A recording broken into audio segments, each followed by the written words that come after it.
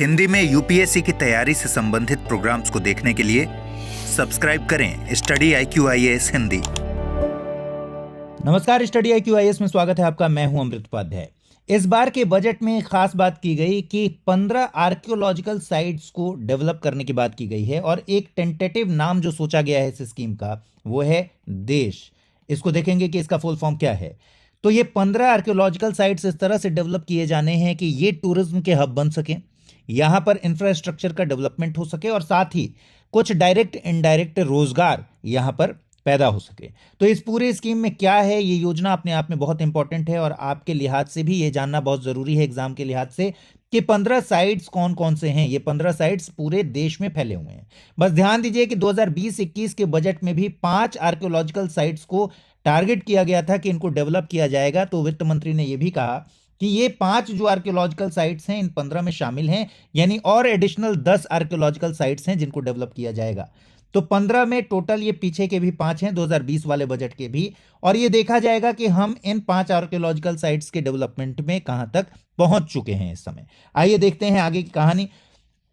देखिए, भारत की सांस्कृतिक पर्यटन नीति में ये एक नया अध्याय है। केंद्रीय बजट 2026 और देश योजना के बारे में हमें यहां जानना है। तो वित्त मंत्री ने बजट भाषण में 15 पुरातत्व स्थलों को वाइब्रेंट एक्सपेरिमेंटल कल्चरल डेस्टिनेशंस के रूप में डेवलप करने का प्रस्ताव रखा है। हिंदी में कहें तो जीवंत अनुभवात्मक सांस्कृतिक गंतव्य, ऐसे कल्चरल हेरिटेज, ऐसे कल्चरल डेस्टिनेशन जहां पर आप जाकर उन अनुभवों को फील कर पाएंगे। एक्सपेरिमेंटल कल्चरल डेस्टिनेशंस होंगे। तो केवल खंडहरों को बचाना ही उद्देश्य नहीं है, बल्कि उन्हें पर्यटकों के लिए एक जीवंत अनुभव भी बनाना सरकार के विजन में शामिल है। अब जो 15 आर्कियोलॉजिकल साइट्स हैं, ये archaeological sites 3rd century BC से लेकर 19वीं शताब्दी तक के आर्कियोलॉजिकल साइट्स हैं।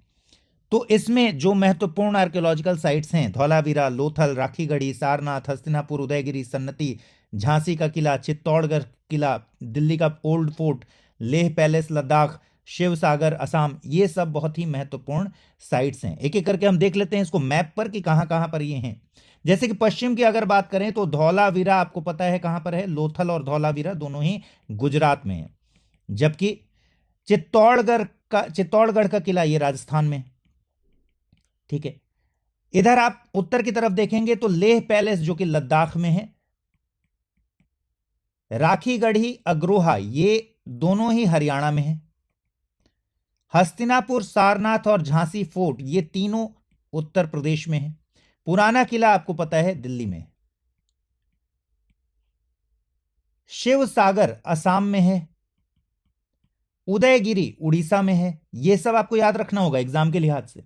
एरण मध्य प्रदेश में, दक्षिण में देखेंगे तमिलनाडु में तो आदि चनल्लूर ये तमिलनाडु में है, जबकि सन्नती है कर्नाटका में,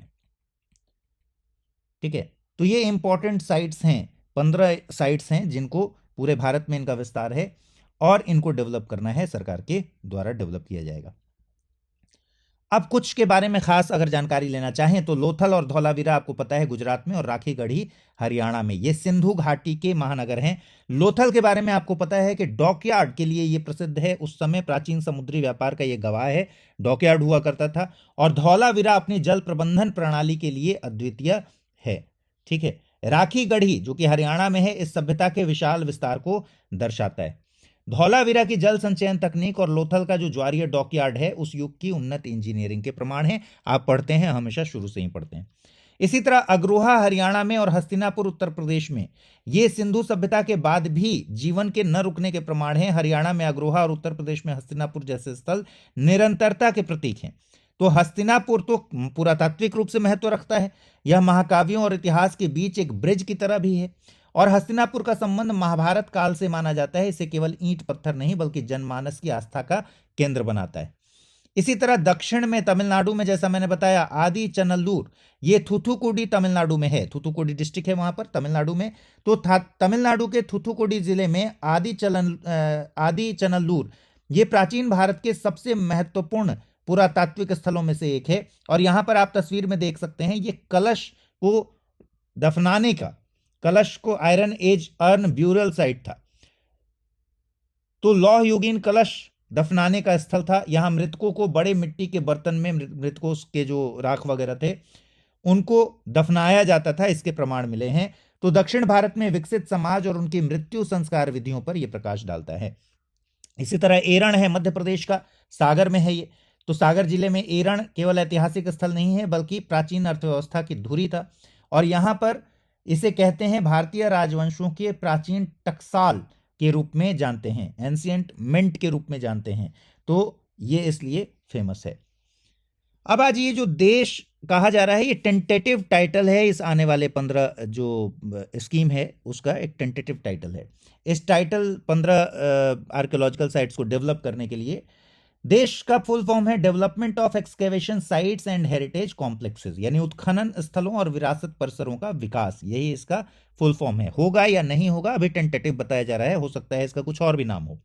इसमें इंफ्रास्ट्रक्चर को ठीक करना है, सुव्यवस्थित पैदल पथ यानी क्यूरेटेड वॉकवेज बनाने हैं, इसमें इंटरप्रिटेशन सेंटर्स बनाने हैं। यहाँ पर स्टोरी टेलिंग के जरिए इन स्थलों के बारे में बताया जाएगा, टूरिस्ट को उनकी जानकारी दी जाएगी।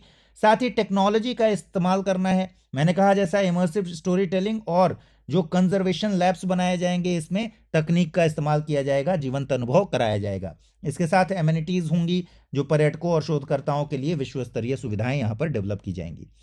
विकास का अगला चरण 2020 में मैंने बताया, और 5 आर्कियोलॉजिकल साइट्स को उस समय चुना गया था।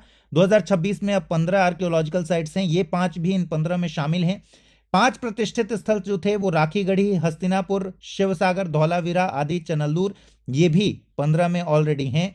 दृष्टिकोण ये था कि बुनियादी ढांचा का निर्माण कराया जाए, संग्रहालय, म्यूजियम बनाया जाए, सोलर लाइट की व्यवस्था की जाए, 4 दीवारी बनाई जाए और ऑब्वियसली टूरिज्म का हब बनाया जाए। बजट 2026 में इसी का एक एक्सटेंशन दिखता है आपको कि 15 स्थलों का व्यापक स्पेक्ट्रम होगा, पुराने 5 स्थल भी हैं इसमें। इंटीग्रेटेड इम्पैक्ट को पैदा करना है, इसमें स्थानीय अर्थव्यवस्था को ध्यान पे रखते हुए समुदाय और तकनीक का समावेश करना है। तो देश योजना पिछली घोषणाओं को आगे ले जाने वाली योजना होगी और इसका लक्ष्य ऑब्वियसली पर्यटन को संस्कृति के केंद्र में रखना है। अब आदि चनल्लूर के बारे में मैंने आपको बता दिया, ये ध्यान रखिएगा, एग्जाम के लिहाज से इंपॉर्टेंट है कि लौह युग से एक तो इसका ताल्लुक है, दूसरा कलश दफनाने के लिए इस स्थल को जाना जाता था, यानी कि जो अंतिम संस्कार से रिलेटेड ये स्थल जाना जाता है। एरण टकसाल के लिए जाना जाता है, एग्जाम के लिए इंपॉर्टेंट है। धौलावीरा डॉकयार्ड के लिए जाना जाता है, सिंधु घाटी का महानगर जहां कृत्रिम जलाशय और सीढ़ीदार कुओं का उन्नत प्रबंधन था। ठीक है। अग्रोहा और सन्नती ऐतिहासिक रूप से समृद्ध लेकिन अब तक मुख्य धारा के पर्यटन से दूर रहे हैं, तो आने वाले समय में इनका डेवलपमेंट इस तरह होगा कि ये पर्यटन के लिए ज्यादा अनुकूल हो पाए। आगे बढ़े उससे पहले अमृत पद है 007 इंस्टा पर पता है, अमृत पद है 007 टेलीग्राम पर पता है, आप चाहें तो मुझसे जुड़ सकते हैं। आर्थिक प्रभाव और रोजगार सृजन इससे क्या होगा, इस स्कीम से क्या होगा देश से, देखिए साइट का डेवलपमेंट किया जाएगा, स्कीम में शामिल है। कम्युनिटी की प्रॉस्पेरिटी, सामुदायिक समृद्धि के लिए प्रयास ऑब्वियसली होगा, क्योंकि जैसे ही आप इंफ्रास्ट्रक्चर डेवलप करेंगे वहां पर्यटकों की वृद्धि होगी, टूरिस्ट के लिए एक हब की तरह क्रिएट होगा, तो स्थानीय तौर पर लोकल डिमांड्स बढ़ जाएंगे, होटल्स के, ट्रांसपोर्ट के, जो कारीगर और शिल्पकार हैं उनको रोजगार मिलना लगेगा, गाइड और संरक्षण विशेषज्ञों को रोजगार मिलेगा, स्थानीय परिवहन और आतिथ्य सेवाएं बढ़ जाती हैं। और ऐसे में सरकार कह रही है कि इन 15 आर्कियोलॉजिकल साइट्स को जब हम डेवलप करेंगे तो करीब करीब पर साइट 100 से 200 के करीब रोजगार हर स्थल पर क्रिएट होगा, वो डायरेक्ट हो या फिर इनडायरेक्ट हो। तो इसमें कम्युनिटी ओवरऑल प्रॉस्पेरिटी आएगी, समृद्धि आएगी। पर्यटन का विकेंद्रीकरण भी होगा, क्योंकि आपको पता है कि जो बहुत फेमस पर्यटन स्थल हैं वहां भीड़ का दबाव बहुत ज्यादा है इंडिया में, तो भीड़ कम होगा और ये डाइवर्सिफाइड होगा, थोड़ा डिसेंट्रलाइज होगा, इन सब जगहों पर भी लोग जाएंगे। और मौसमी प्रभाव, साल भर पर्यटन की संभावनाएं बनी रहेंगी अगर हम इस तरह का इंफ्रास्ट्रक्चर डेवलप करते हैं। निवेश आकर्षित करने के भी चांसेस बन सकते हैं। तो ये इस योजना का पूरा लक्ष्य है। और एक और लक्ष्य है कि अगले 3 साल में इन 15 आर्कियोलॉजिकल साइट्स को इस तरह डेवलप करना है कि पर्यटकों की संख्या दोगुनी की जा सके। तो 3 साल के भीतर पर्यटकों की टूरिस्ट की संख्या जो है उसको 2x करना है, दोगुना करना है। तो 2026 का बजट और देश योजना भारत के इतिहास को किताबों तक सीमित ना रहकर उसे एक वैश्विक अनुभव में बदलने की कोशिश है। उम्मीद है आपको पूरी बात समझ में आई होगी। इस वीडियो में इतना ही रखते हैं, अगले वीडियो में मुलाकात होगी। ख्याल रखिए अपना, ठीक से पढ़ाई कीजिए। नमस्कार। हिंदी में यूपीएससी की तैयारी से संबंधित प्रोग्राम्स को देखने के लिए सब्सक्राइब करें स्टडी IQ IAS हिंदी।